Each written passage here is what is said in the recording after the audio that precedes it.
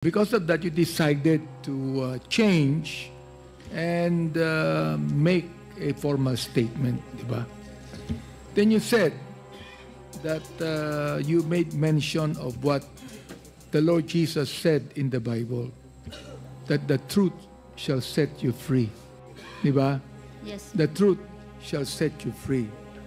Of course, when the Lord Jesus Christ mentioned that, He was referring to His word, perfect word, holy word, while your word is not holy, but it is truthful as I can see. Mukhang nakalimutan natin kasi kanina sa affidavit mo, you mentioned that you were invited to serve as a resource person in the Quadcom regarding the investigation into the war on drugs of the previous administration, and you mentioned about the deaths of 3 Chinese inmates at the Davao Penal Colony. So will you now please tell us the truth about that, because your name was mentioned. Now, you said the truth shall set you free. So please tell us now the truth about those Chinese drug lords that were killed by 2 PDL, and those PDL were given 1 million pesos by a certain Art Narsoles, of which you are romantically linked. Now, please tell us the truth right now about that. Mr. Chair, during that time po, nag-iisip sila na kung ano po yung, alam niyo sa PNP, uso yung pasalubong. Everyone, they know that, Mr. Chair, kung may darating na bagong opisyal, kailangan may impact project, like pa-impress. Isa po yan, yung 3 Chinese, Mr. Chair, na it's well, I think hindi ko narinig ang planning, but I think yan po ang naging resulta ng pag-uusap po ni Padilla when he reported to Sir Leonardo sa CIDG, because I heard him giving names, list kay Sir Leonardo, saying na involved lahat ito sa drugs. So I think dun siguro, ito po, pananaw ko lang po ha, dun siguro nag-start yung pag-conceptualize doon. And with regards to the reward, yeah, narinig ko rin po yun na may reward. Yung trabaho na yon. In fact, nakwento ni Sir Leonardo nga na nag-congratulate si Presidente. Oh, ang sabi niyo? Nag-congratulate si Presidente Narinig niyo yun? Yeah, kinuwento niya sa akin. Nakwento ni Yes. Colonel Padilla. Nagkwento si Sir Leonardo sa amin. Marami nakarinig yan, sir. Okay. So doon ko nalaman inaamin mo that most you knew likely all about it and you were involved? Is that what you're saying? Hindi po ako involved, but I heard na lang po na ganun yung nangyari, at may pa-thank you na nangyari na nakausap si Padilla according to Sir Leonardo na ginawa doon ni Presidente, which is yun naman din nasabi ni Padilla, kaya baka ho, totoo. Wala po ako doon nung nangyari yun, but kinuwento kasi. At least you mentioned some truths to it, no? Of course, you knowing Art Narsoles, Yes po. who was very much involved, even in the giving of the reward. Narinig niyo yun, di ba? Yes, sir. Kilala ko siya, sir. Actually, during that time po, wala na po kaming relationship. Wala na. That time po na nangyari yung sa Chinese po, wala po kami. Do you know where he is now? Hindi ko po alam, Mr. Chair. Kasi iniimbita namin siya, walang nangyayari. Anyway, I'm so glad that you said something about that. Now, how about the death of General Wesley Barayuga? Tell us the truth about Yes, sir. that. I don't know, sir, kung you can come up with a theory on this. But as, No, I'm not very into any theory. I do not want a theory. I want the truth. Yeah, I am explaining kasi up to now, puzzle din po sa akin. After I heard the testimony of General Pinili that he talked with Yusek Kitain and Senator Bongo, dun ko pinagpitakpi yung sarili kong analysis on dun po sa information. Because po March, when the President announced that I will assume as General Manager of PCSO, si Dongail po, na classmate ko, ay nag-text sa akin. Clarence Dongail, who is nasa Bilibid po, Mr. Chair. Nag-text siya sa akin na, "Oh, Bok, magpi-PCSO ka na pala." Sabi niya, "Ay, hindi, text po, tawag po yun. Magpi-PCSO ka na pala." Gumanon. Sino sabi siya? Clarence Dongail po. Clarence Dongail. That time po, maraming tumatawag na classmate ko sa akin. I do not know kung saan nila kinukuha ang phone number ko. I think everybody knows my phone number during that time. He called me. Sabi niya, magpi-PCSO ka na. Alam mo ba na ang board secretary niyo dyan ay involved sa drugs? Sabi ko, oh? Sabi ko, oo, tinago lang ng mga class 83 yan dyan. That's his term to me.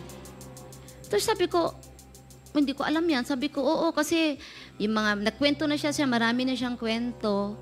So, ang ginawa ko lang, sir, I relate it kina sir. And he mentioned the name of General Barayuga.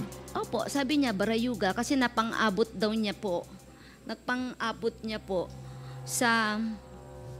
nagpang-abot po sila daw sa kung saan yung na-assign pa si General Barayuga at saan siya na-assign din noon nung junior officer pa siya before siya nakulong. So what I did only, sir, since I don't have the resources to validate or whatever, I just nirelay ko lang po ang info for validation.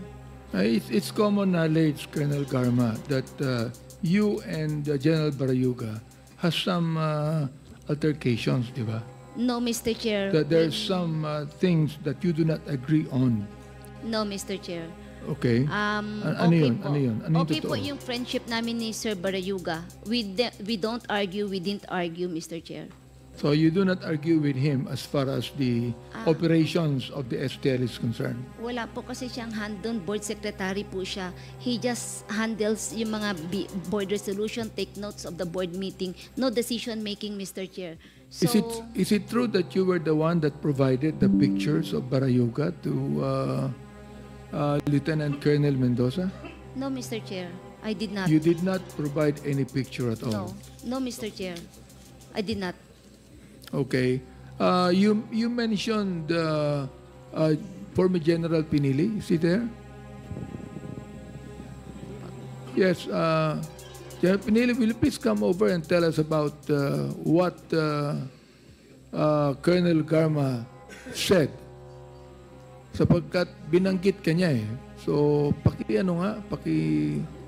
sabi nga ang iyong participation dito kung meron.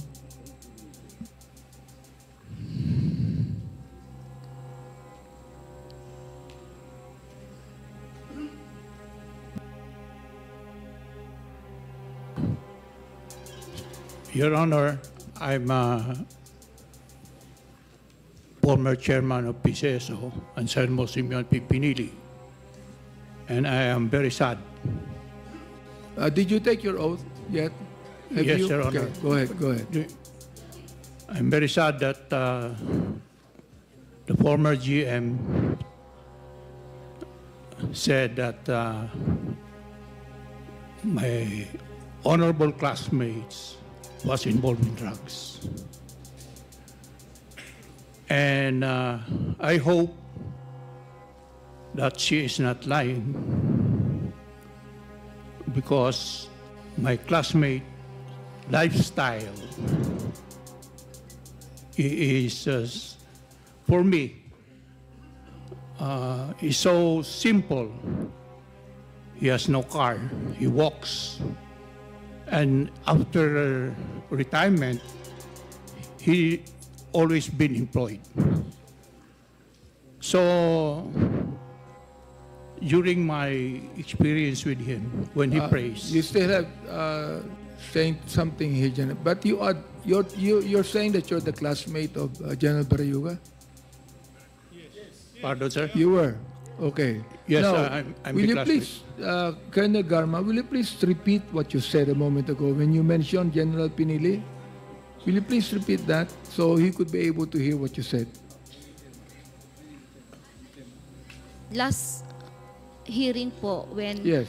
when the chair po mentioned of meeting after the death of General Barayuga, he mentioned of meeting Senator Bongo and Yusek Kitain, and he also mentioned yung kanyang theory, like saying that during that time daw, General Barayuga is about to give evidence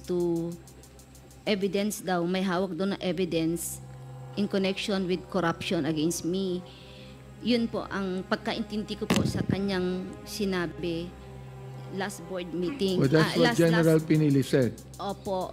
If you will allow me to explain po what really happened in PCSO, so I could expand Go ahead, po. go ahead.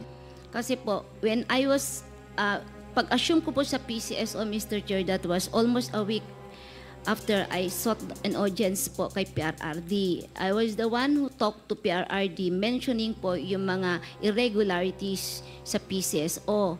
Like sa STL, there are waivers that were approved by the board. Ibig po sabihin, yung original na GMMRR po ng STL, pina-waive po ng board ang mga utang. Halimbawa STLA may utang na 20 million dahil sinasabi daw nila na lugi sila. O sige, i-waive na lang natin yan, 20 million mo, gawin na lang natin 10, i-post-dated mo na lang yan. Ito na lang yung bago mo GMMRR. From 10 million, gawin na lang natin 8. Reduction of GMMRR po yon. Meron din po mga bond po na instead na cash po ang bond, naging installment. Mga ganon.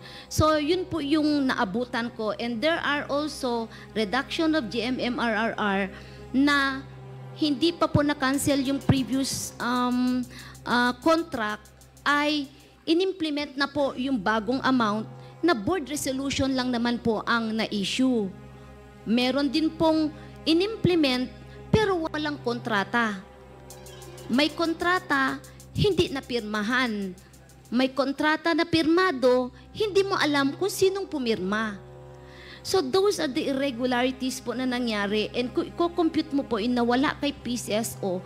I think, if I'm not mistaken, meron naman po listahan ng PCSO, that is around 5 billion ang nawawalang 5 pera. billion. Oo, more or less. I'm not sure of the figure, pero yan po yung estimate. So, I reported that to the President because bawal po yun. Na i-waiver mo, ang cash bond installment mo, i-merge mo yung isang company, 3 area, isang company, i-merge mo into one, para sa ganun yung bond is ma-reduce, instead of 15 million ay magiging isang 15 million na lang, so nakatipid ka ng 30 million. Mga ganun po yung sitwasyon noon. So, there was during that time when I assumed also, may nag-garnish po na 700 plus million ang TMA sa account ng PCSO na parang nawalang bula. At paano nalaman ng TMA ang bank account ng PCSO sa PNB and I forgot the other bank, which is a mystery hanggang nung umalis ako, parang walang klarong nangyari. Hindi namin alam kung paano nangyari na wala na lang yung 700 plus million sa account ng PCSO. Up to now yan, alam niya ng PCS. I don't know kung na-account na o naibalik na ba na TMA. Nagkaroon po ng case po yan. With regard sa peryahan ng bayan, pag-assume ko po, Mr. Chair, meron pong court CA decision. CA decision instructing PCSO to an status quo and directing PCSO to send representatives sa draw court ng peryahan ng bayan, and while mag-arbitrate to resolve the issue ni PCSO and the peryahan. And pag-assume ko po, meron ng board resolution adopting the Court of Appeals decision. So that is why when I assume, sir, sabi ko, itong status ni peryahan, I think we should implement because there's a court order and the board decided to adopt. Pero that time po, kinasuhan na po ng peryahan si Chairman Pinili for not following the CA order po.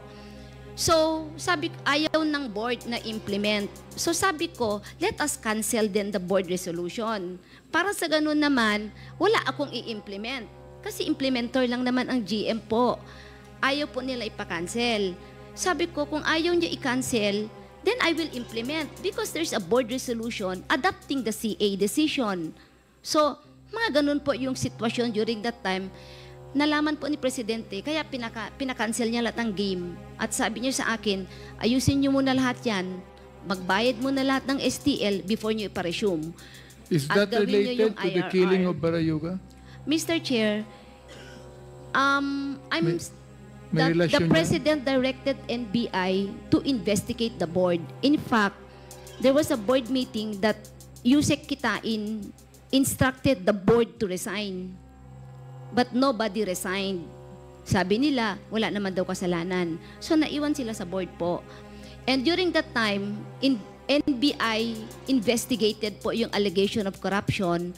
So humingi po ng mga documents ang NBI, which I complied. And there are also documents that Sir Barayuga should also comply at isubmit niya sa NBI.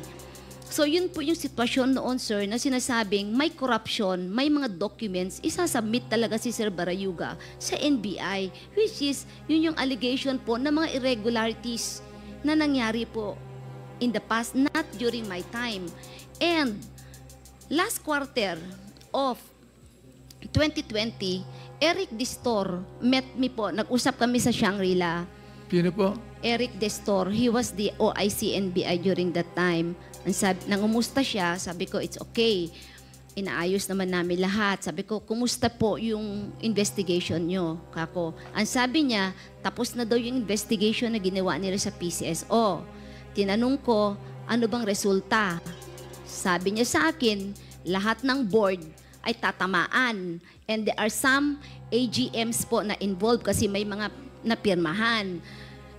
Tapos sabi ko, asan yung papel? Sinabmit ko na si Malacanang. Binigyan ko si Senator Bongo at saka ang PMS para makarating kay Presidente.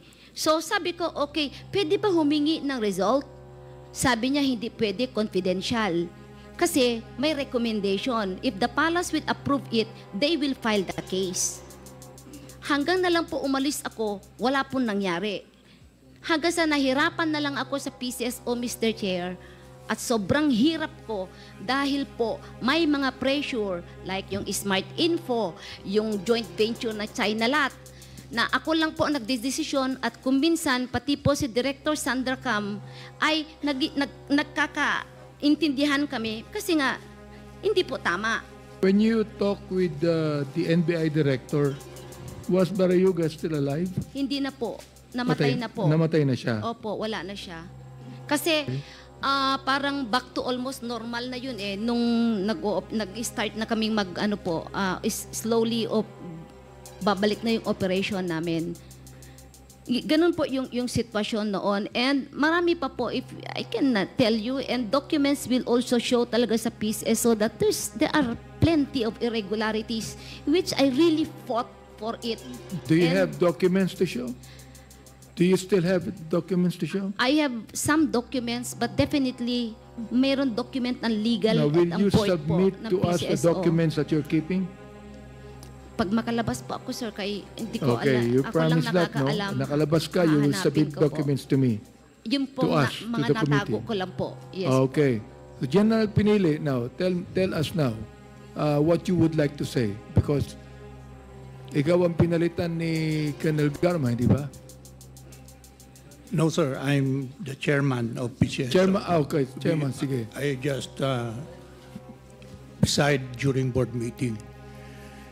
For the information of the Quadcom, it was pandemic. Our board meeting was always online. I'm in Davao City since March. My classmate was ambushed and killed July 30, about 3:30 in the afternoon. So wala ako doon, sir. So itong issue niya about maraming problema ng PCSO, siguro hindi dito yon pag-usapan. And maybe the AGMs here present can attest na talagang na-manage namin ang PCSO before the arrival of now former GM. So yung sinasabi niya na about KMA, the AGMs here will bear me out, na ako yung nag-insist na hindi talaga mag-provide ang TMA ng papers ng PCSO. So, ang issue kasi dito, Mr. Chair, is yung pagpatay ng classmate ko. Pero namang whistleblower na si Police Colonel Mendoza. So, dapat yun ang pag-usapan.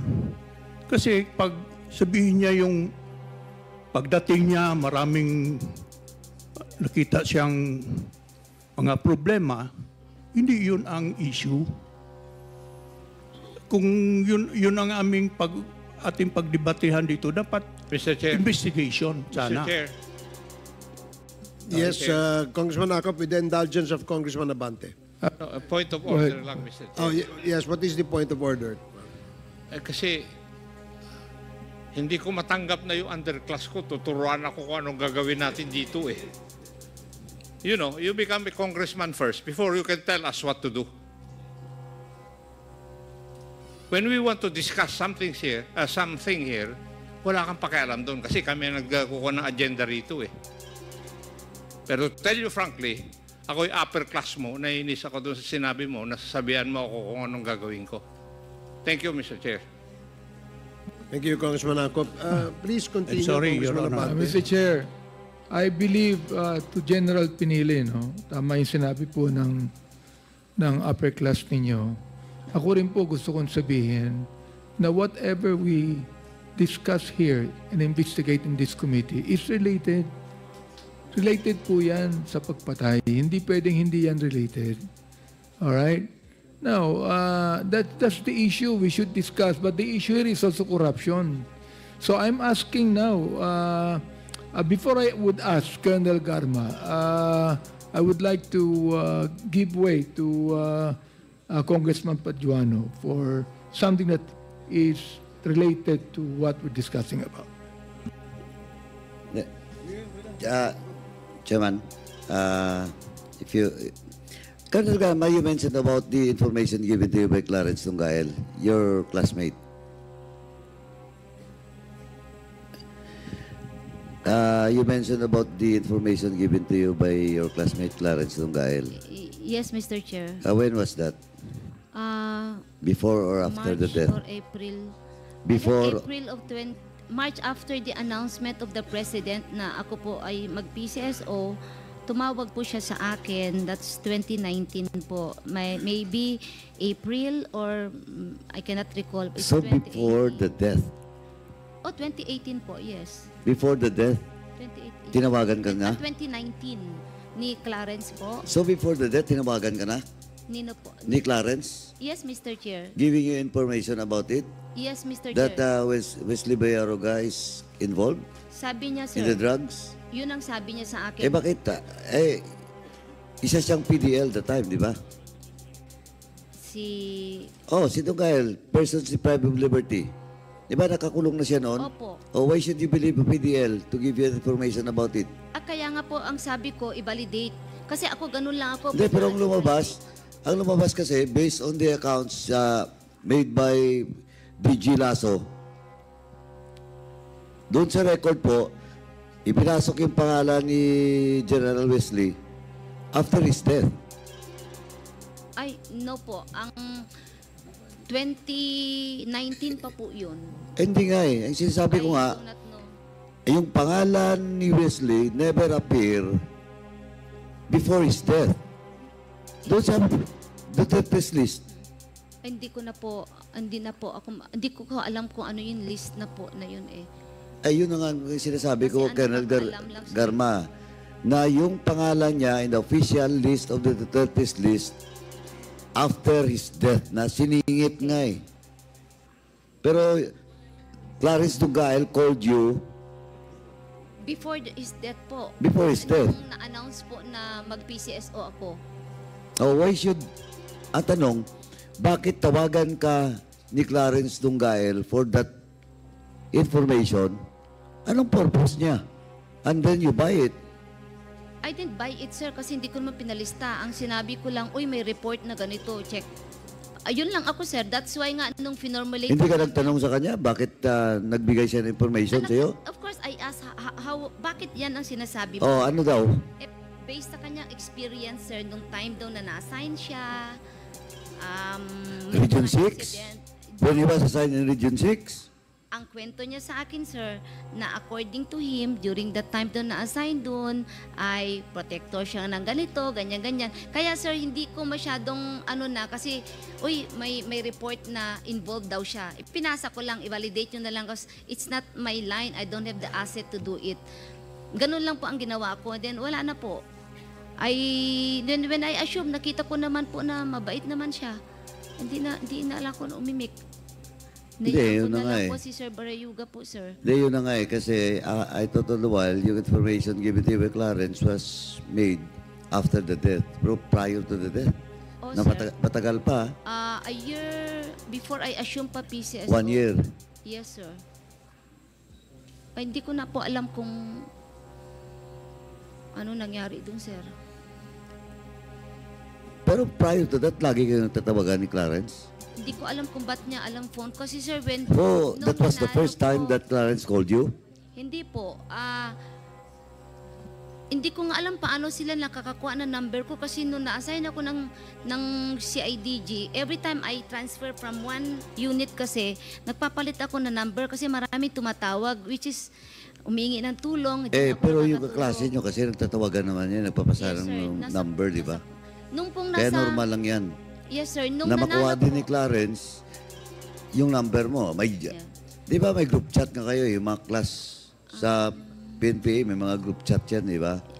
Lately po, meron po. I think when the President won po, marami po nakakaalam na number ko that time po. So, very busy number ko. Napapakilala, Boxy, ganito, ganyan. Ganun lang po, Mr. Chair. Anyway, Mr. Chairman, medyo ano lang ako doon kasi namatay si Wesley, may information na pala prior to his death. Tapos doon binato ni Clarence Dungayel kay Garma. And we know for the fact that Clarence Dungayel has a lot of connections and with regards, especially with regards to drugs, doon po sa Bilibid. In fact, he was involved in Peter Co case, di ba? Yes po. Anyway, tingnan natin. Baka mapalaliman natin yung information na yan later. Yes, sir. Thank you, Mr. Chair, so gusto mo sabihin ngayon, Gobernador Galma, that you have nothing to do with the death, with the killing of General Barayuga? Wala po, Mr. Chair. Wala. Wala So po. therefore, yung sinabi ni Lieutenant Colonel Mendoza is actually wrong. Yes, Mr. Chair. So you are now saying to us here, truthfully, that you have nothing to do with the death of General Barayuga. Yes, Mr. Chair. Okay. Mr. Chair, Later on, Mr. Chair, can I? go ahead.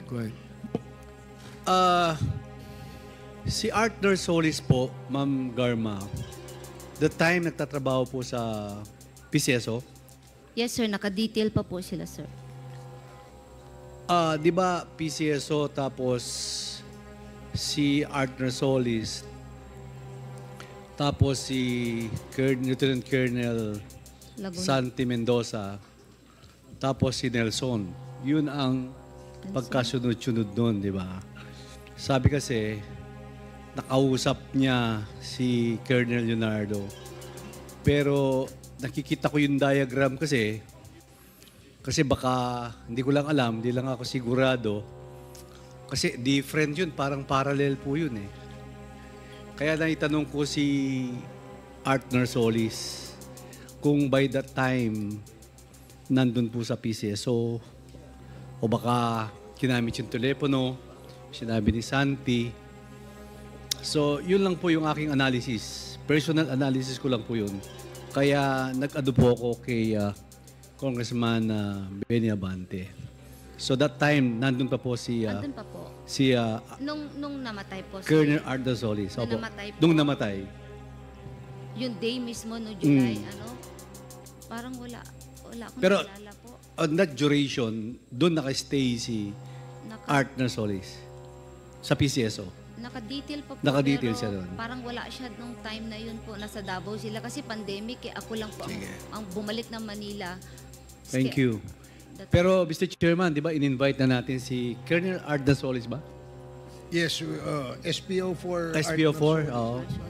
Kung mahanap po natin na General Torre, hanapin po natin si Artner Solis. We have continuous efforts regarding that matter, sir. Thank you, General. Thank you, Mr. Chairman. Thank Chair. you. Yes, continue. There was a number of relatives that you have sa PSSO, hindi ba? Number, Of like relative, mga I kamag-anak mo. Yes po. Oo. Yes po. Okay, Mr. how many of them na hinire mo sa PCSO ng mga kamag-anak mo? Will you mention that here, please? Isa, secretary, charity.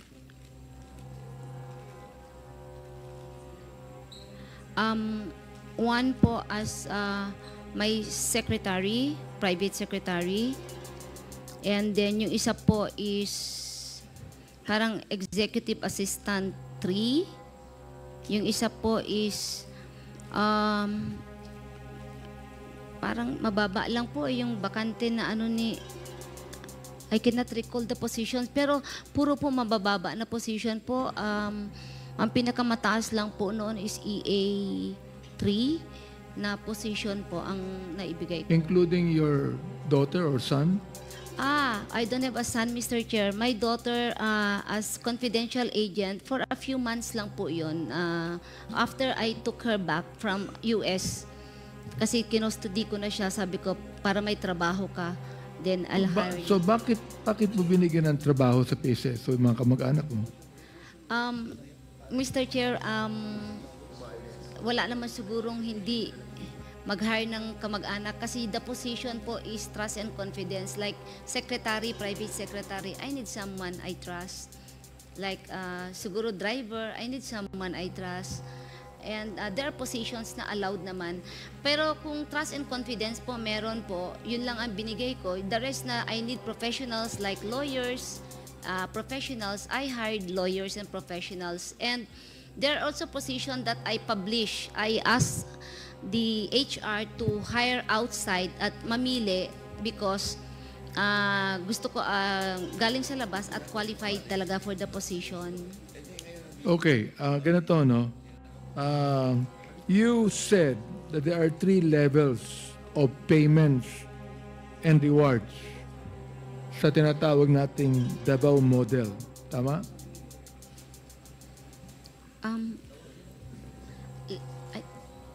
There are levels like 3 levels of payments and rewards. I cannot. Kanina nabanggit mo yun eh. There are 4? 4 levels. Oo. There are 4 levels na nabanggit mo, hindi ba? Yes po. I think Okay. I was looking at it and sabi ko nga, ang laking pera ang lumabas dito. The fact that thousands were killed, actually. So I would like to ask our PNP personnel here. Diba?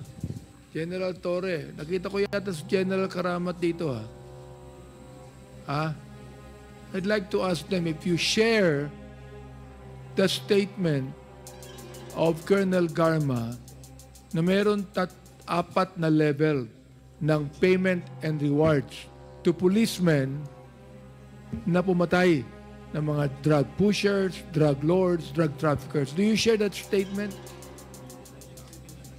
General Torre, do you deny or do you share the statement? Sir, I have no personal knowledge regarding that matter. Because truth to tell, sir, if I may be allowed to speak candidly, that's something that's the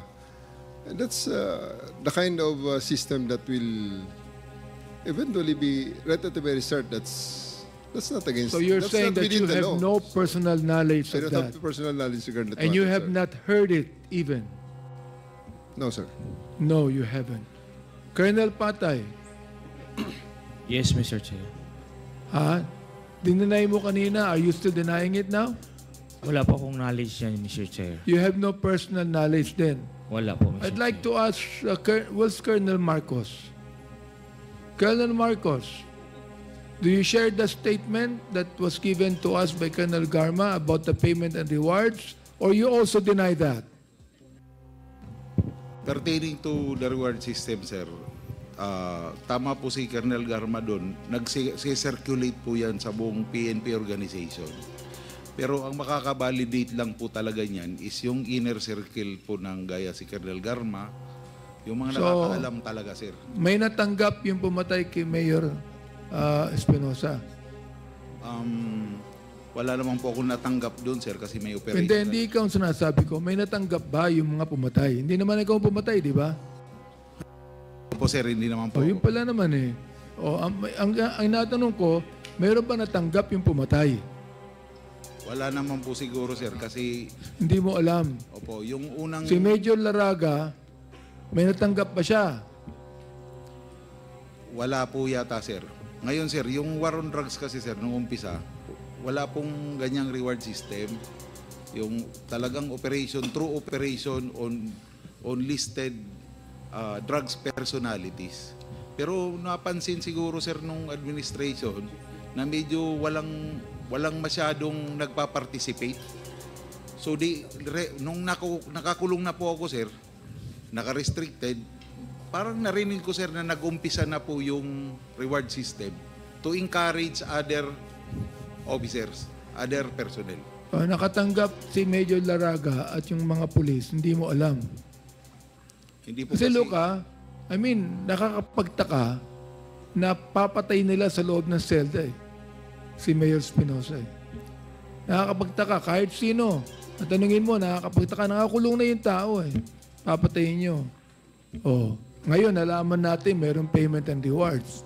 Hindi mo alam, hindi ka nang katanggap dahil hindi naman talaga ikaw ang pumatay, di ba? Yes, Mr. Chair. At hindi mo alam na mayroong payment and reward na binibigay sa mga pumatay. Tama ako, mali? It's true na naririnig po ng kapulisan yan, sir. Pati ako, sir, naririnig ko po. Si General Karamat ba nandiyan kanina? Nandiyan kanina Wala na ba ngayon? Wala na, no? Okay? Now, Colonel Garma, have you heard of the killing of Mayor Cesar Perez of Los Baños? Pinatay during the drug war? Hindi po. At merong silang pinagbintangan. Ang biktima po ay nakulong na konsehal, si Norbin Tamisin. Have you heard of that? No, Mr. Chair. Hindi mo narinig. Hindi po. How about the killing of Mayor Halili of Tanawan, Batangas? Mayor Halili. Sa drugs din po yun Yes, Mr. Chair. Narinig ko po narinig yun. mo? Opo. Okay. So, therefore, totoo yung sinasabi mo na kapag mayroong napatay ang pulis, may natatanggap. Totoo po yun. Balikta rin po natin. Halimbawa kaya, ang binibigyan ng reward, yung hindi nakakapatay. Mas maganda, di ba? Yung bibigyan ng reward, yung imbis na papatayin, hinuhuli, kinukulong, at kinakasuhan. Di ba mas maganda yung ganon? Yes po, yung na-file sana ng kaso. Siguro konti lang ang namatay. Tama ba ako, Colonel Marcos? Am I right? Siguro konti lang ang namatay, ang pinatay.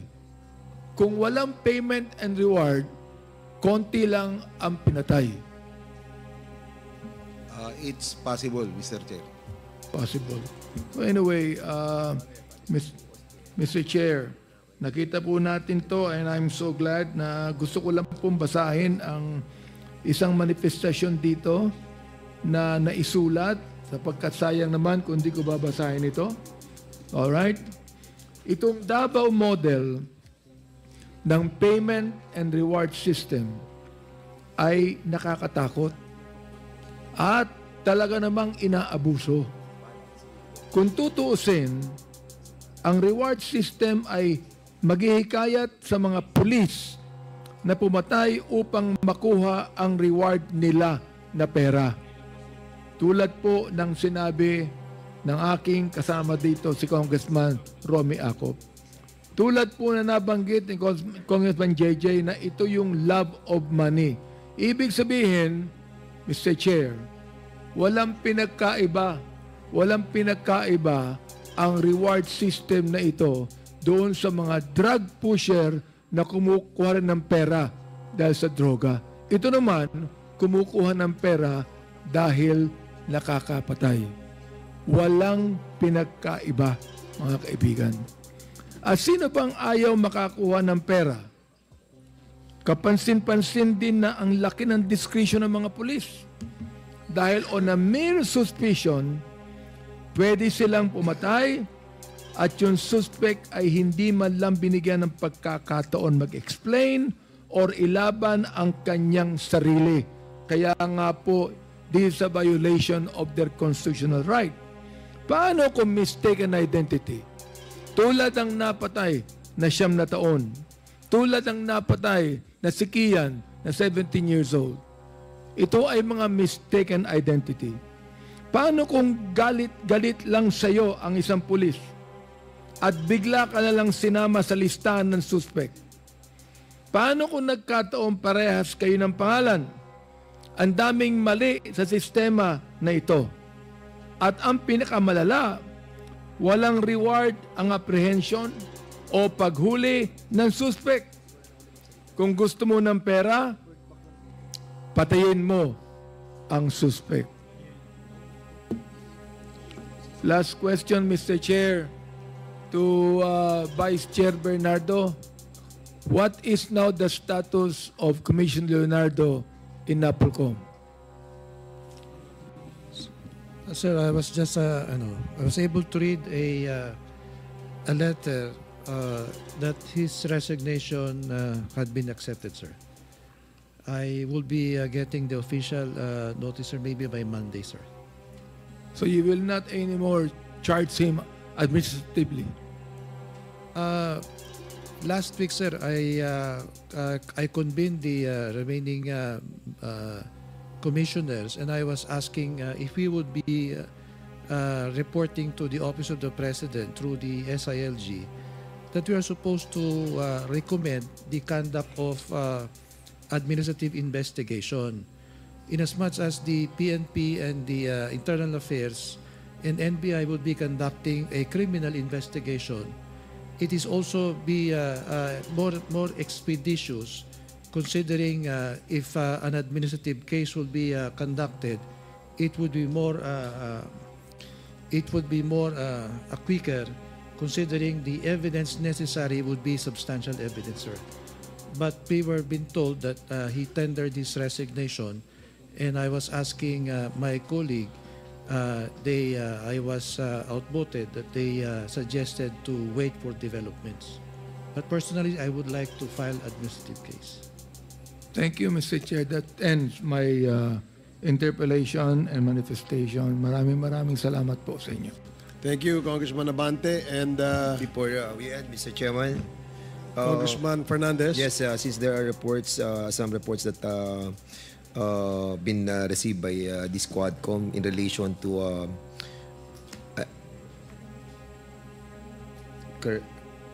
Corporal Junjun Ubales had been detained in Quezon City Jail. Yes. Quezon City Jail, and since there are some tricky reports about him being detained on that detention center, may I move that we instead transfer him in the custody of the House of Representatives? I so move, Mr. Chairman. There is a motion to... I object, Mr. Chair. So, before I know the objection of Congressman. For his detention. I was the one who moved for his detention for lying. Now, if he's going to tell the truth, then I will have the objection.